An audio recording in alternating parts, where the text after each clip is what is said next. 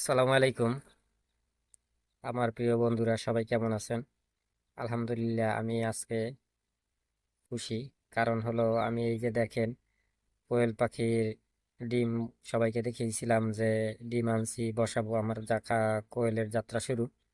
আলহামদুলিল্লাহ, সেই কোয়েল পাখিগুলো এই যে উঠতেছে। চারটা বাচ্চা উঠছে, আর একটা ডিম এই যে পাড়তেছে, উঠবে। এই যে এই দেখুন,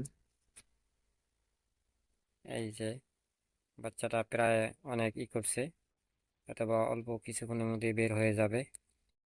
টাস টাস করে ফাড়াই দিতেছে। ঠিক আছে, তো আপনারা দেখতে থাকুন। তো যাই হোক, আমার কোয়েলের যাত্রা শুরু। আর এটা হলো আমার ছোট ককশিটের ইনকিউবেটর। এই যে দেখেন, এটা আমি নিজের মতন বানাইছি এবং আমি নিজেই সবকিছু পরিচালনা করি। এদের সাথে আপনার হাঁসের ডিমও আছে কিছু, আর হলো এই যে মুরগির ডিমও আছে। আর ওই যে লাল ডিমটা কিসের আপনারা বলতে পারবেন? দেখেন তো, সেন্সরটা আমার এই কোনায় থাকে। তো অবশ্যই যদি আমার ভিডিওগুলো যদি আপনাদের কোনো না কোনো উপকারে আসে, তো অবশ্যই প্লিজ আমার চ্যানেলটা সাবস্ক্রাইব করে দিবেন এবং আমার খামারের সব কিছু আপডেট আপনাদের দিতে পারি, সেই জন্য পাশে থাকবেন।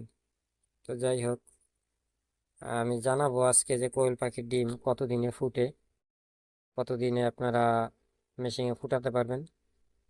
তো আমার যতটুকু ধারণা, আজকে আমার কোয়েল পাখির ডিমের বয়স হলো 16 দিন। তো এই 16 দিনের মধ্যে আলহামদুলিল্লাহ এই যে রাত্রবেলা অনেকগুলো বাচ্চাই ফুটবে আমি আশা করি।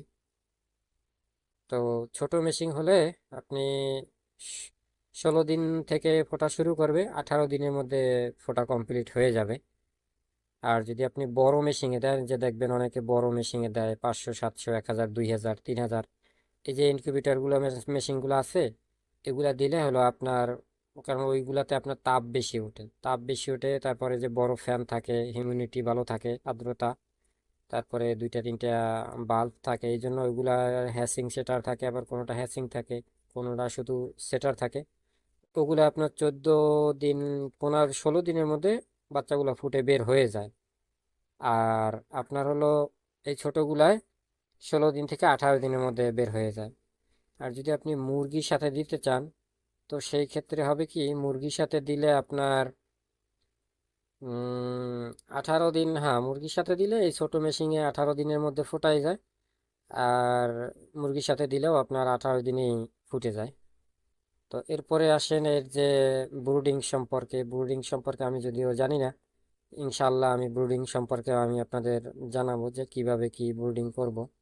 তো এই ডিমগুলা যখন 14 দিন হবে, 14 দিন হওয়ার পরে আর লাড়াবেন না, যেভাবে থাকবে এইভাবেই রাখবেন। যেমন দেখেন, এই যে আমার ক্রস চিহ্ন দেওয়া আছে, কোয়েলের ডিম কিন্তু আমি আর নাড়ি নেই, ঘুরাই নাই।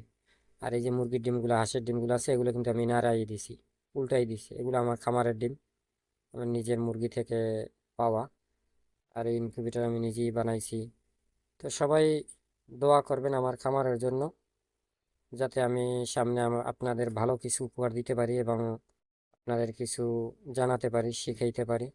তো আসলে আমাদের ইচ্ছা থাকে একটা খামার করা, তো আমরা ছোট্ট থেকেই শুরু করা ভালো। তো সেই জন্য আমি এই কোয়েলের ডিম থেকে শুরু করছি। এই কারণে ডিম থেকে শুরু করা, যাতে আমি ছোটবেলা থেকে ওদের সব কিছু টেক কেয়ার করতে পারি।